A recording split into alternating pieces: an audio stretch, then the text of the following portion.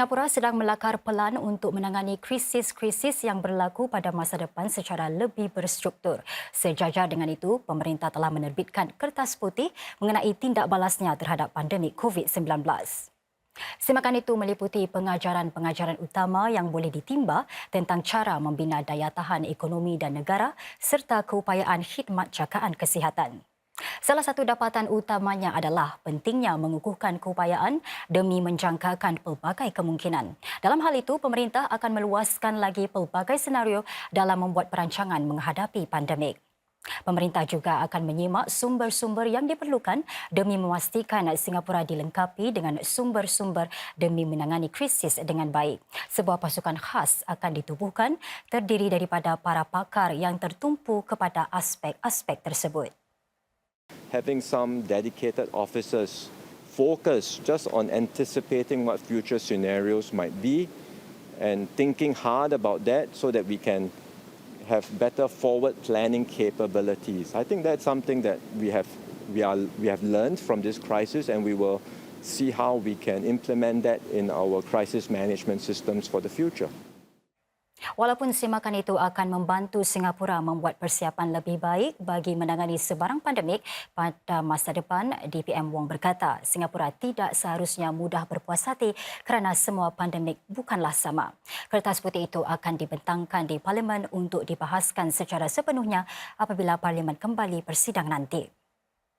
Kertas putih itu juga menggariskan 8 perkara yang dikendalikan dengan baik oleh pemerintah dalam menangani COVID-19. Pertama, sistem penjagaan kesihatan negara dinilai sebagai kekal berdaya tahan sepanjang tempoh pandemik. MOH tangkas bertindak untuk meningkatkan tahap kemudahan penjagaan kesihatan yang berbeza-beza untuk membantu pesakit COVID-19. Ini termasuk mengerahkan pasukan perubatan daripada kelompok hospital dan penjagaan kesihatan awam dan swasta ke dormitori pekerja hijrahan.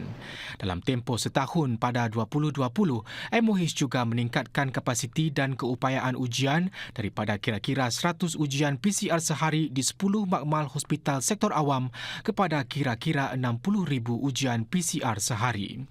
Satu lagi aspek yang dianggap baik ialah program vaksinasi nasional. Di bawahnya, pusat-pusat vaksinasi yang ditubuhkan telah memastikan suntikan vaksin COVID-19 tersedia bagi semua warga dan dapat diberikan dengan cepat. Misalnya, pasukan vaksin bergerak ditubuhkan bagi memastikan warga emas yang uzur dan golongan kurang upaya boleh mendapatkan suntikan vaksin. Hasilnya, Singapura menjadi salah satu negara dengan kadar vaksinasi tertinggi di dunia. Vaccinations was clearly such an important way out of this pandemic for the world and for Singapore. And overall, our whole vaccine strategy, from procurement to the rolling out of the vaccines to the communication to actually delivering jabs to people, I think we have generally done well, and that has enabled us to get through this pandemic. It's a major, very important strategy. Ketersambungan Singapura kepada dunia juga penting agar rantaian bekalan dikekalkan sepanjang tempoh pandemik. Negara juga mempertingkatkan simpanan dan memastikan ketersediaan penghantaran menerusi laut apabila kapasiti kargo udara menjadi terbatas. Kertas putih itu turut menilai sokongan pemerintah untuk pekerja dan perniagaan sebagai baik. Skim sokongan pekerjaan yang membantu majikan membayar sebahagian daripada gaji pekerja dianggarkan telah menyelamatkan 165,000 pekerjaan pada awal pandemik dan mengurangkan kadar pengangguran penduduk dalam tahun 2020 dan 2021.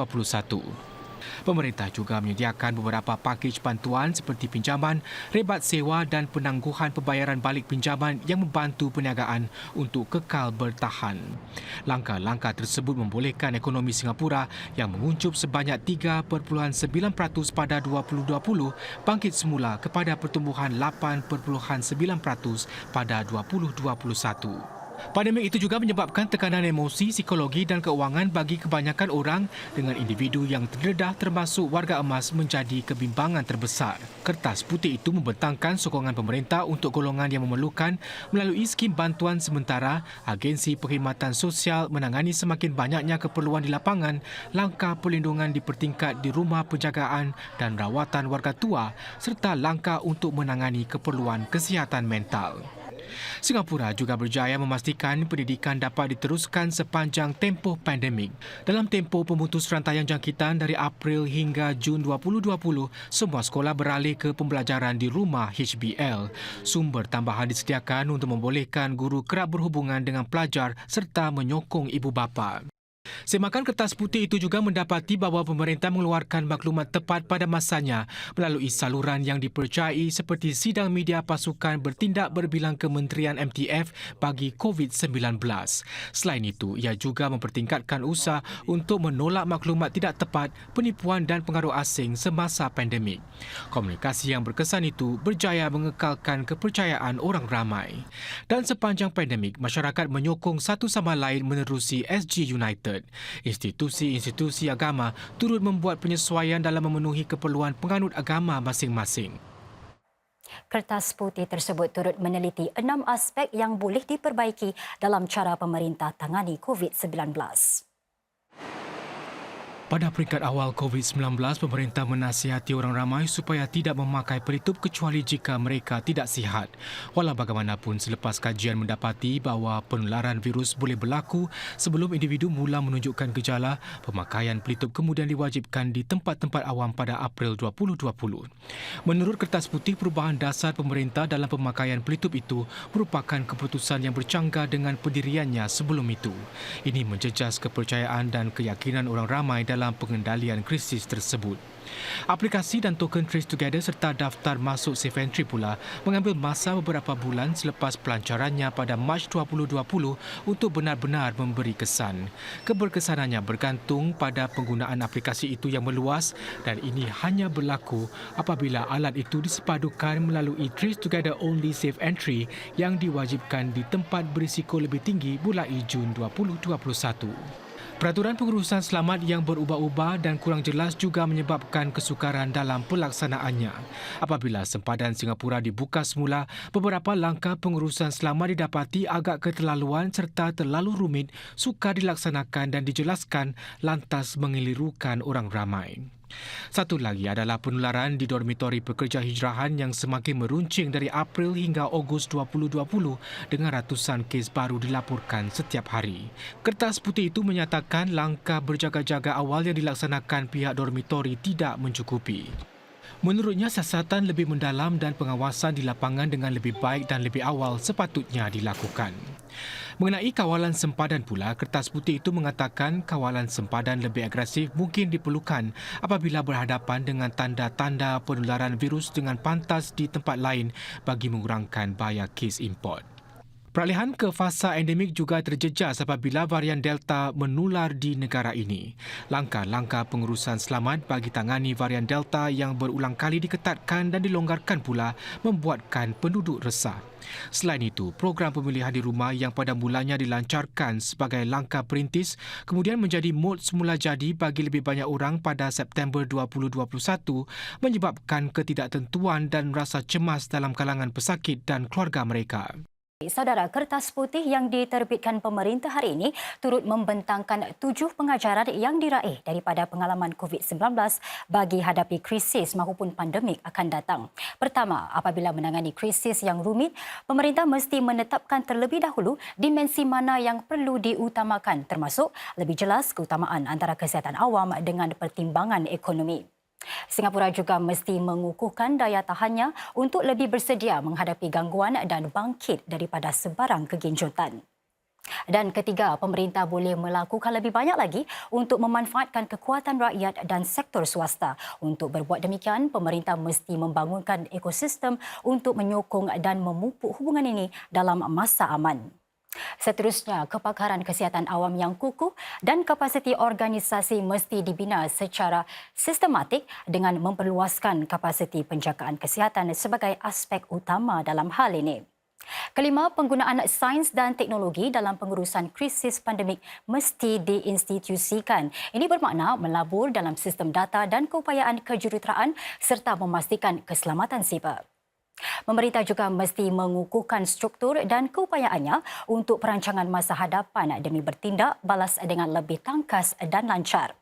Akhir sekali, saudara, pemerintah mesti meneruskan komunikasi awam yang telus dan jelas untuk membina kepercayaan dalam kalangan warga serta memastikan tindak balas yang berkesan sewaktu krisis. Negara-negara kecil perlu ada kekuatan tentera dan tekad sosial untuk mempertahankan diri. Menteri Ehwal Dalam Negeri merangkap Undang-Undang K. Shanmugam berkata, ini kerana negara-negara lain hanya akan campur tangan untuk membantu jika ia membantu melindungi kepentingan mereka juga. Encik Shanmugam berkata demikian dalam satu bengkel tentang kesan perang Rusia-Ukraine kepada Asia Tenggara. Apapun sebabnya, pencerobohan Rusia ke atas Ukraine tidak dapat diterima. Demikian pendirian Singapura selama ini. Pada masa yang sama, Encik Shanmugam percaya bahawa negara-negara Barat dan NATO turut menyumbang kepada ketegangan sekarang. Encik Shanmugam juga mengingatkan negara-negara kecil seperti Singapura perlu menggalak kerjasama dalam rantau ini, bukan persaingan. Dan Singapura harus bertindak hanya untuk kepentingannya dan terus mempertahankan prinsip-prinsipnya. 3 rakyat Singapura giat membantu usaha pemulihan yang dijalankan di Turki susuli gempa bumi baru-baru ini. Sekitar 550 kemah yang diperolehi secara langsung dari kilang-kilang di China sudah pun tiba di Istanbul. Usaha itu adalah sebahagian daripada inisiatif pemulihan Turki yang dilancarkan oleh ketiga-tiga rakyat Singapura itu yang tinggal di Turki dan China. Sejak pelancarannya pada bulan lalu, sekitar $70,000 telah berjaya dikumpulkan daripada lebih 360 penderma dalam masa seminggu saja. Barangan tersebut diterima oleh Persatuan Bulan Sabit Merah Turki yang kemudian mengagihkannya kepada para mangsa gempa di kawasan-kawasan terjejas. Lebih 100 sekolah akan meraihkan Hari Air Sedunia Singapura dengan menjalankan latihan-latihan catuan air. Ini merupakan kali pertama Agensi Air Negara PUB kembali menjalankan latihan itu sejak 2019. Lebih 34,000 pelajar akan melalui latihan gangguan bekalan air. Di Sekolah Kong Hwa, bekalan air dihentikan selama setengah jam. Murid-murid beratur untuk mendapatkan beg air dari lori PUB dan berpeluang mempelajari supaya menghargai bekalan air yang bersih. Menteri Kemampanan dan Sekitaran Grace Fu turut hadir di sekolah itu untuk membantu mengagihkan beg-beg tersebut.